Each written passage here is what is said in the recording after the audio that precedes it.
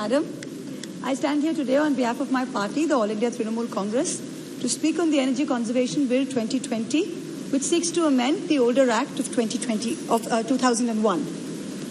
I would like to begin by quoting the late US President Jimmy Carter, who said, "Every act of energy conservation is more than just common sense. I tell you, it is an act of patriotism." Indians traditionally have lived by the motto, "Money saved is money earned." This holds entirely true for energy. Energy saved is energy earned. Energy conservation or energy efficiency might be one of the most important factors going forward in India's sustainable growth. Now, what are some of the main things that this bill seeks to do, as stated in the objects and reasons? I'm going to try and explain the 2 or 3 main things very simply. Number one, this bill adds large residential buildings. What are large residential buildings? Those with a connected load of 100 kilowatts or with contracted demand of 120 kV. Brings it into the ambit of this act. Previously, this was only for discoms and for commercial buildings. The second thing that it does is, currently only discoms had a mandate to purchase renewable energy.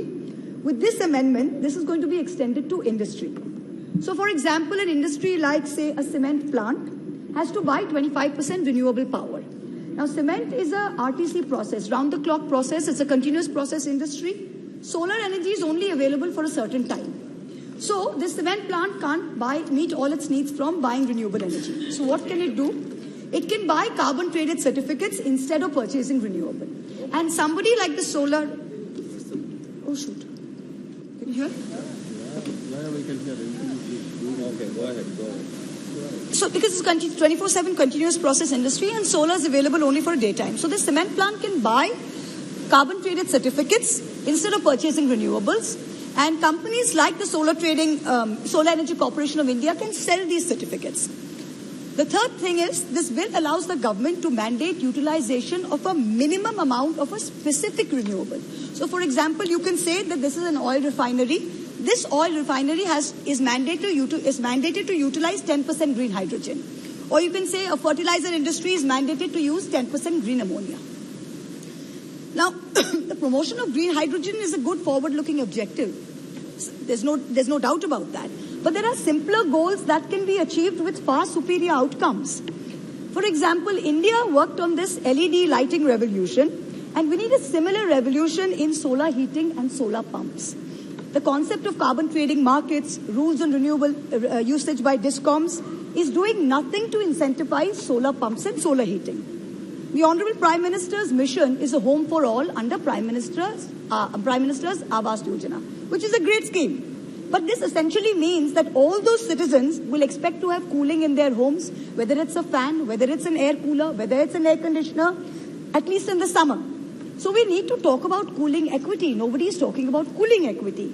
The Intergovernmental Panel on Climate Change predicts that by the year 2100, that's 80 years away, the need for electricity for power cooling is going to go up by 30 times what it was in 2000. Now, this is a global statistic. India's Ministry of Environment's ozone cell has already talked about cooling goals in the India Cooling Action Plan, ICAP. They had a very comprehensive report published in March 2019, and an honourable member of this House, Dr. Harshvardhan, was then the minister. And he signed off on the report, and it's a very comprehensive report. The plan, this ICAP, seeks to reduce cooling demand by 20 to 25% by 2037-2038. But this current amendment doesn't take cooling demand into consideration. The bill's only talking about large residential buildings. The reality is that we need to have a focus on passive cooling. What is passive cooling? When you're designing a building, you need buildings that utilize shading, that utilize other techniques. And we need to incentivize the use of 5-star energy-saving air conditioners, solar heaters, solar pumps. None of this is coming under the purview of this act. The same India Cooling Action Report says that the aggregated nationwide cooling demand, this is something that is measured in tonnage of refrigeration, TR. It is going to grow 8 times in 2037-38 as compared to 17-18 baseline. So in 20 years' time, it is going to grow 8 times. Building sector cooling demand that you're talking about, building sector cooling demand will grow 11 times. Cold storage chain cooling demand will grow by 4 times. Transport air conditioning will grow by 5 times. Now, when you say that this is a green building, how is air conditioning in most buildings done? If you think about residential buildings, most of us live in residential buildings. It is not something that the builder does. It is not something that the government does. Air conditioning is put by individual consumers. So I buy it, you buy it, and then we fit it in our homes. So 8% of current households currently in India have air conditioners. Now this is anticipated to rise to 21% by 27-28. So in another 5 years' time, 21% of India's homes are going to use air conditioners. In 15 years' time, 40% of India's homes are going to use air conditioners. So what do we need to do? Currently, there's an Oxford India Sustainability Center. They've come out with a study that says that 40% of air conditioners being used in India today have 3-star energy efficiency.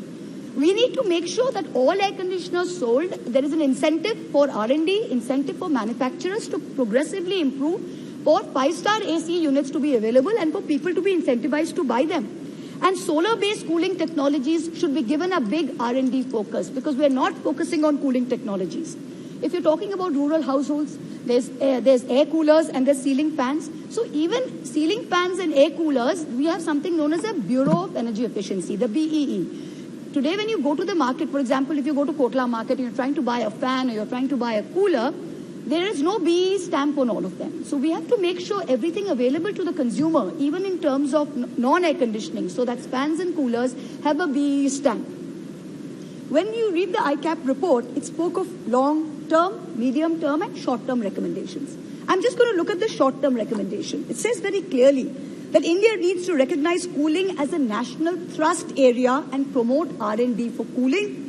It needs to facilitate research for energy-efficient cooling technologies. I don't find any mention of this in the current amendment at all. Now, there's one very important thing we need to concentrate on. Most of India's cooling requirement occurs between 7 p.m. and 10 p.m. This is the time when people come home after work, families sit together. This is when the fan is on, the air conditioner is on, the air cooler is on. Now, when we are talking of renewable energy and we are concentrating on solar energy, please understand, solar energy is only available during the day. So we need to shift the availability of storage of solar energy to the 7 p.m. to 10 p.m. slot. So while we need to create solar, we need to create peak storage battery, 4-hour peak storage battery to store that solar. We need to create pump storage hydro, grid scale batteries to shift the availability of solar to the 7 p.m. to 10 p.m. time when people need it. Otherwise, it's useless because the time when people need it is not when renewable energy is being made available. Now, when you see India's size, India is a vast country, and there's perhaps no other country in the world as big as India which has only one time zone. Now, there's a study by the CSIR National Physics Laboratory, and it's a scientific study, which says there's a huge benefit to evaluating, at least let us evaluate the idea of 2 time zones for India, one for the Northeast region. So Assam, onwards Northeast, and Andaman and Nicobar, because in the evenings in winter, sun rises at 5 or 6 a.m. and sets as early as 4 p.m. Government offices start at 10 a.m. So you have that peak time in the morning where energy is wasted. In the evening, in the northeastern part of India, you are needing electricity from 4 p.m. for lighting. In the rest of India, you're needing it at 6 p.m. So again, you see the circadian rhythm of people plus the energy needs are different. And perhaps the idea of making that part of India GMT plus 1, GMT plus 6.5 as opposed to us which are GMT plus 5.5 for the rest of India would be beneficial, and the study actually says it would result in an annual saving of approximately 2.7 billion units of electricity. This is a study which is there by the CSIR National Physics Lab. So I think there's a critical need to implement it urgently in terms of both health and energy conservation. Now, let's look at the bill from the perspective of industry, because we are encouraging industry to actively produce renewable energy and to promote renewable energy. So, but what are we doing to make things easier for industry? Number one, the biggest challenge is policy consistency. The regulatory framework for renewables, the procedures are different from state to state. So, the definition of the RPO, the renewable purchase obligation, differs from state to state. So this, for a company which is operating pan-India, it's creating a huge risk of investment because your different standards are there for every state. Now, the policies are available for 5 years. Again, you have an investment risk. You don't know what's going to happen in 5 years' time. You look at biomass. Biomass doesn't even have a comprehensive framework. The state electricity regulatory commissions, they have delayed payments. Now, the developers then have to get into a debt trap because they're not getting their payments cleared in time from the SERCs. For captive solar producers, a consistent metering policy is a must. There is no consistent metering policy for captive solar producers. Then we come to GST. The government previously had 5% GST on renewable energy equipment. Now they have increased it to 12%. If you look at the last 18 months, the price of PV modules, photovoltaic modules, which are used in solar panels, have increased 40 to 50%. So when you're looking at domestic solar engineering, domestic solar procurement, construction, basically the solar EPC market, this has all been hit. This is something we need to look at seriously. Infrastructure.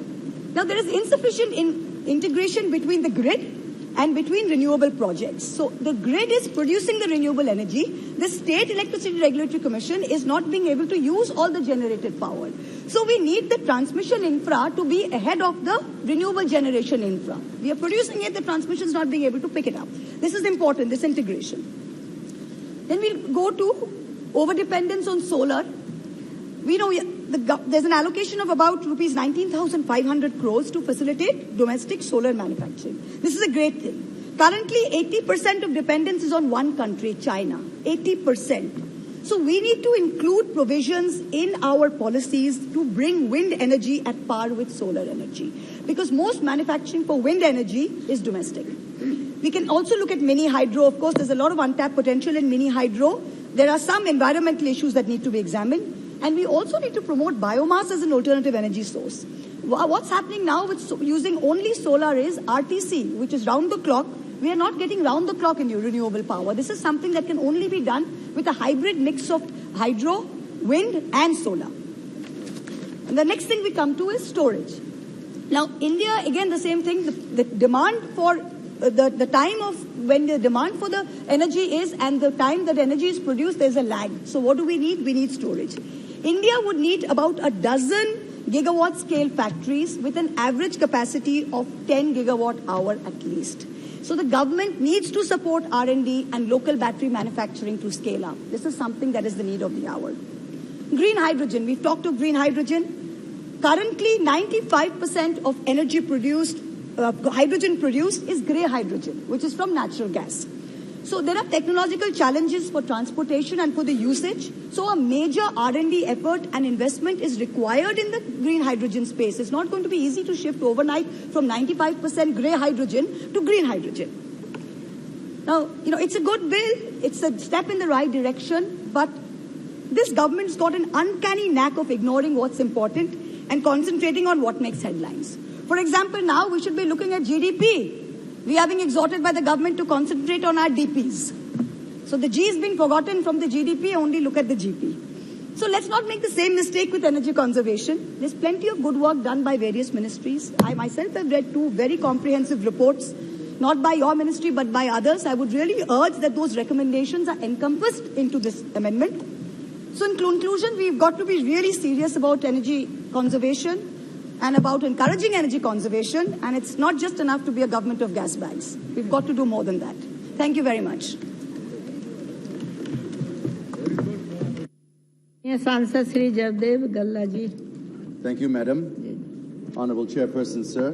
Madam, I want to inform you first, before starting my speech, that